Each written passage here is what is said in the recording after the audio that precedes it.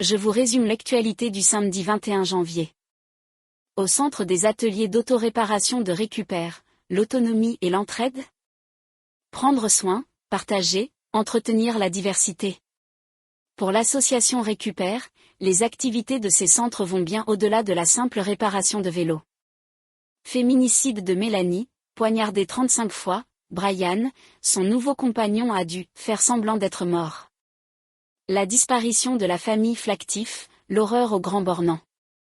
L'actrice Brooke Shields révèle avoir été violée dans un documentaire. Qui sont les 7 Français détenus par l'Iran? Au moins 7 ressortissants français sont actuellement emprisonnés en Iran, considérés comme des « otages d'État » par le Quai d'Orsay. L'état de santé de l'un d'entre eux, Bernard Feland, est très préoccupant. Au procès du « diable », Michael Filetta, le témoignage d'un rescapé de l'horreur. Le petit ami de Mélanie dormait avec elle la nuit où elle a été sauvagement tuée par son ex-compagnon, juge depuis mardi aux assises. Grièvement blesse, il témoigne. Air India condamné à une amende de 34 000 € pour après un « pipigat » en plein vol. Guerre en Ukraine, en direct, Moscou promet des « mesures de rétorsion » contre les médias français en Russie après le gel des comptes bancaires de RT France. Le ministère de l'économie français a indiqué que les avoirs de la chaîne avaient été gelés en application des sanctions européennes les plus récentes et non à l'initiative de l'État français. RT France interdit, Moscou promet des mesures de rétorsion contre les médias français. Selon Moscou, les autorités françaises terrorisent les journalistes russes. En réponse aux avoirs gelés de RT France, le pouvoir russe évoque des mesures de rétorsion contre les médias français en Russie, qui resteront dans les mémoires. Les larmes de sirène envahissent le littoral atlantique. Depuis plus d'un mois, de la Charente au Finistère, des microbilles s'échouent sur les plages. Une opération de ramassage est organisée ce samedi à Pornic, en Loire-Atlantique. Mort de Lucas, 17 ans, 4 autres personnes mises en examen pour meurtre en bande organisée. Décès suspect, cette plainte déposée contre l'hôpital de Remiremont.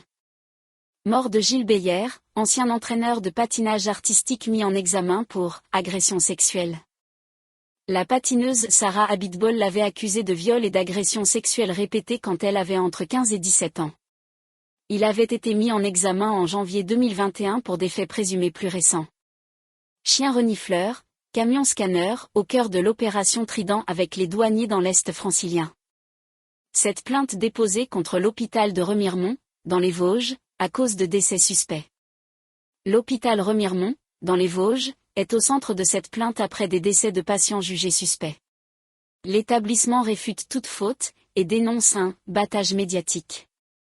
Finistère, un retraité mis en examen pour séquestration, viol et acte de torture sur son ex-compagne.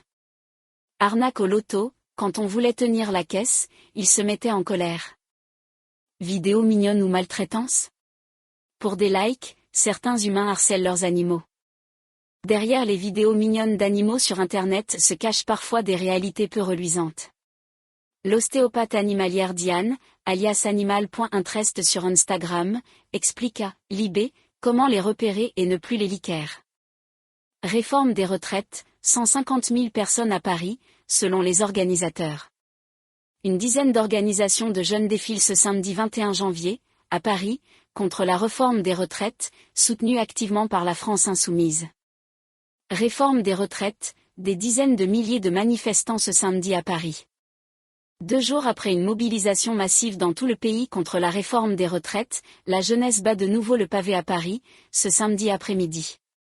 Les organisateurs, soutenus par la France insoumise, affirment que 150 000 personnes ont participé à la manifestation. La chaîne d'information russe RT France annonce sa fermeture. Cette décision était très probable compte tenu blocage des comptes bancaires de la chaîne par la Direction générale du Trésor, à la suite de nouvelles sanctions contre la Russie pour son invasion de l'Ukraine. En proie à des troubles, le Pérou ferme l'accès au Machu Picchu. Les autorités péruviennes ont décidé de fermer l'accès au plus célèbre site touristique du pays, en raison de la situation sociale et pour préserver l'intégrité des visiteurs. Jean-Paul Bosland est le premier pompier volontaire élu à la tête de la Fédération nationale. Restes humains découverts à Saint-Priest, le suspect mis en examen pour meurtre et écroué. Aucune forme de vengeance, réclame le père de Tidiane, 16 ans, tué à Thiers dans une rixe. Lors d'une marche blanche en hommage à Tidiane, 16 ans, tué aux abords de son lycée lundi lors d'une rixe entre bandes rivales, son père appelle les adolescents à ne pas chercher à se faire vengeance.